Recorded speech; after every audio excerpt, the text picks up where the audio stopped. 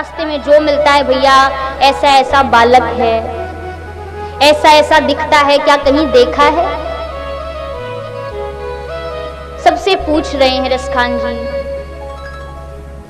आओ कहाँ मिलेंगे श्याम, कहाँ मिलेंगे श्याम, बताओ कहाँ मिलेंगे श्याम, कहाँ मिलेंगे श्याम।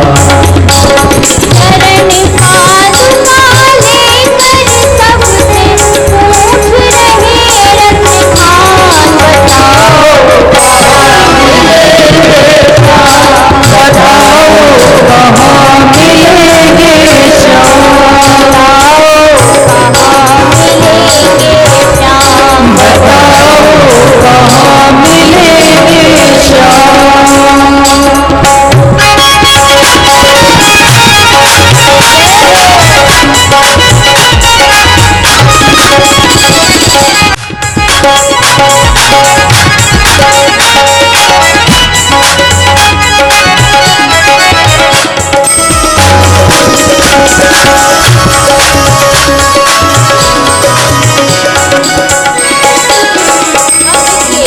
भगवान ने विचार किया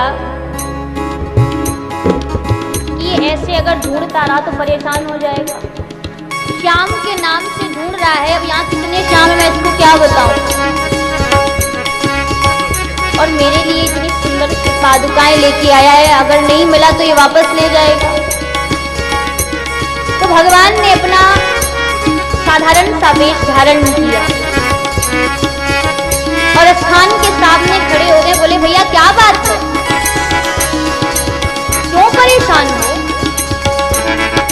स्थान जी ने सारी बात बताई, भैया ऐसी ऐसी बात है, मैं उस बालक को ढूंढ रहा हूं, वो मिल ही नहीं रहा।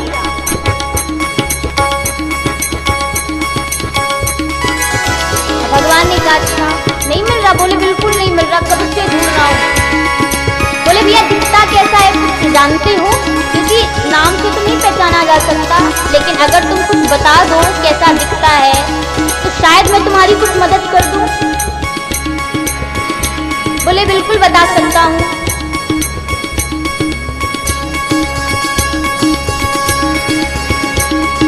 मैं बिल्कुल बताऊंगा, आप ध्यान से सुनिए वो कैसा दिखता है। वो नन्हा सा बालक है, वो नन्हा सा बालक है, सांवरी सी सूरत है, बाल डाले उसके, पहनता मोर मुकुट है, बाल डाले उसके,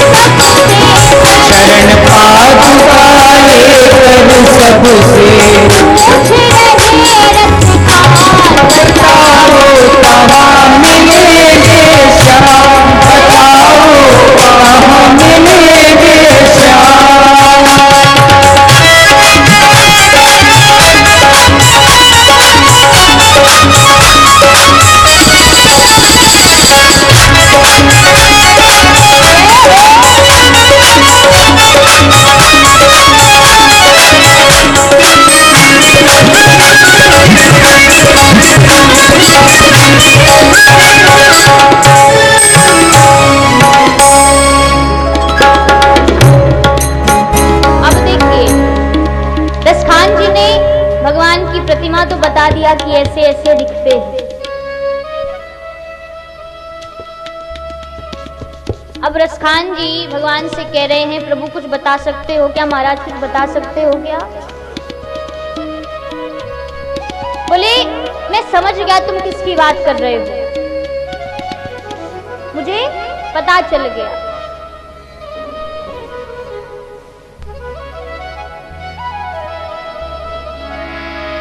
बोले भैया बताओ किसकी बात कर रहे हैं?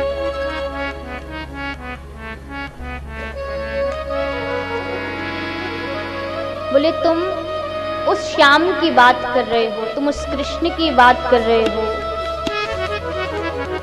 जिसके पीछे हम ब्रजवासी बेचैन रहते हैं। समझ में आया जिसका,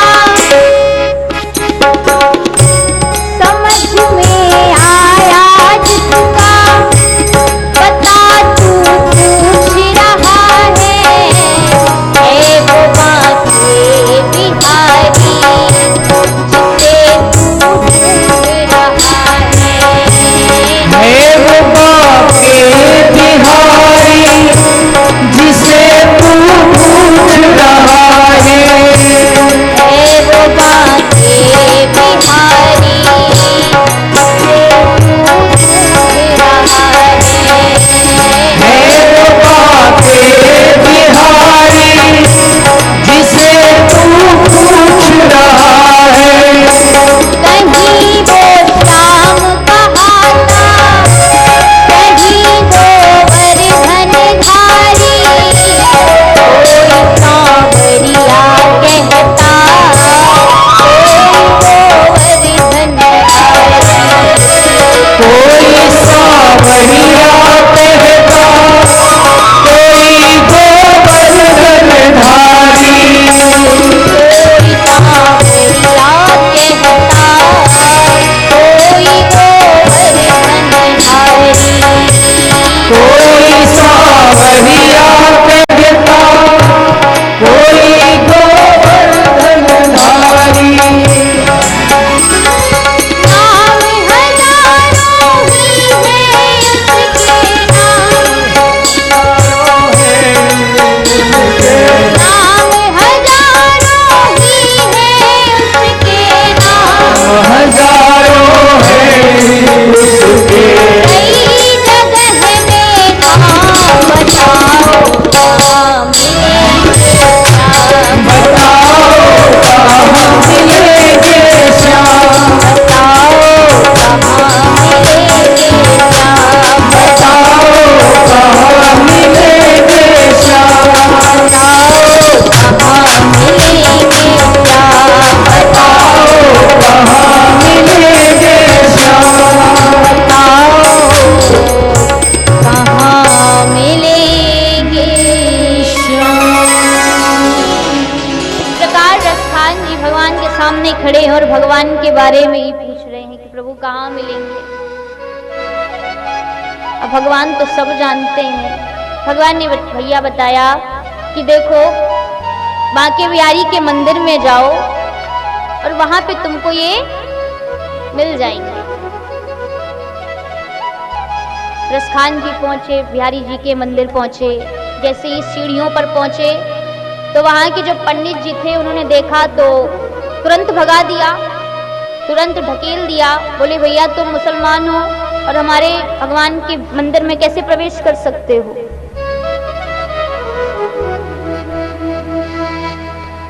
लेकिन रसखान जी के मन में उनके प्रति भक्ति थी।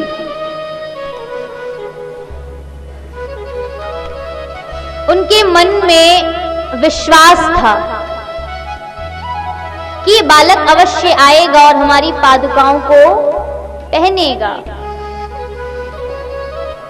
और भगवान भी अपने भक्तों का मान हमेशा रखते हैं। रसखान जी बाहर सीढ़ियों पर ही बैठ गए कि भीतर नहीं जाने को मिलेगा तो क्या हुआ, मैं बाहर तो बैठ सकता हूं ना। और हो ना हो कभी तो वो कृष्ण अपने घर से बाहर आएगा ही आएगा, और जब आएगा तो मैं उसको पादुकाएं पहना दूंगा। मैं भीतर नहीं जा सकता लेकिन वो तो बाहर आ सकता है ना। उसको थोड़ी कोई रोके। और भगवान अपने भक्त के मन को जानते हुए जब रसखान जी सुबह से रात्रि तक इंतजार करते करते थक गए, रोने लगे कि प्रभु अब आ जाओ, अरे लाल अब आ जाओ, ये पादुकाएं कब से तुम्हारा इंतजार कर रही हैं। तब भगवान बाल स्वरूप में रसखान जी के सामने खड़े हुए।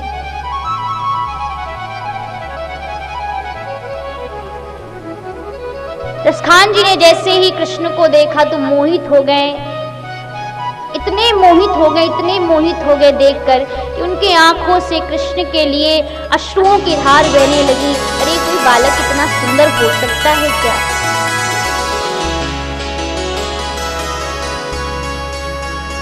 मैं तो इनसे नजरें भी नहीं मिला सकता, इतना सुंदर बालक है ये। तुरंत रसखान जी ने भगवान कृष्ण को पादुकाएं पहनाई है और बोले प्रभु आपने बहुत देर कर दिया, मैं कब से इंतजार कर रहा था आपका और आप आ ही नहीं रहे थे।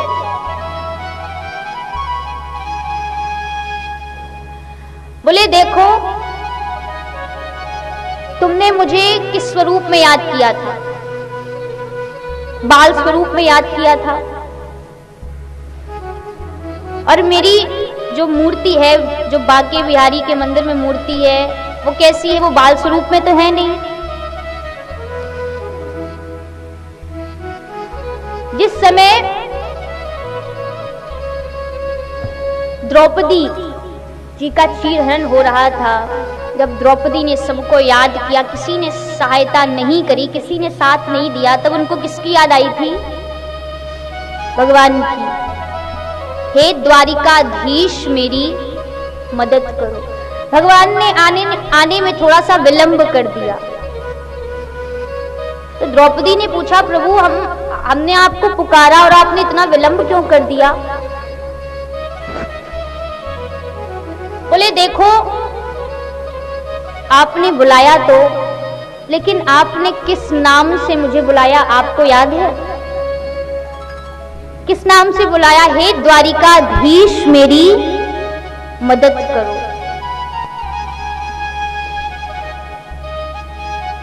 तो द्रौपदी मुझे द्वारिका से आने में जितना समय लगा है उतना ही विलंब हुआ है। अगर आप कहती हैं कृष्ण मेरी मदद करो तो मैं बगल में खड़ा था, मैं तुरंत आपकी सहायता करता, लेकिन आपने तो कहा है द्वारिकाधीश मेरी मदद करो, मुझे द्वारिका से आने में थोड़ा सा समय लग गया। देवी सात्विका जी के श्रीमुख से निश्रित श्रीमद् भागवत कथा का विशेष प्रसारण देखिए देवी जी के ऑफिशियल YouTube चैनल देवी सात्विका परोपकार ट्रस्ट पर।